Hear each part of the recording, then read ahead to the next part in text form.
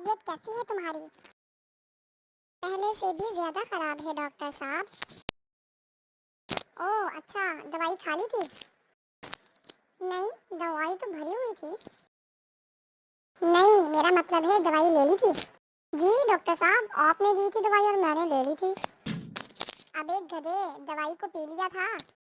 नहीं डॉक्टर साहब, पी लिया तो मुझे था। अबे उल्लू के पट्टे, दवाई को मुंह में रख लिया था? नहीं डॉक्टर साहब, दवाई को तो फ्रिज में रखा था। चल चल उठ यहाँ से निकल, मेरा दिमाग खराब मत कर।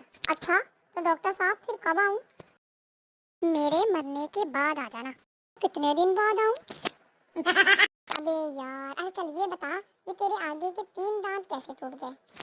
बीवी ने कड़क रोटी पकाई थी, इस वजह से टूट गए डॉक्टर साहब। तो तू खाने से इनकार कर देता। इनकार ही तो किया था। अच्छा ये बता, तो इतनी देर से बाहर खड़ा औरतों को क्यों ताड़ रहा था? डॉक्टर साहब, आपने ही तो लिखा था 2 से 5 बजे तक का टाइम औरतों को देखने का है।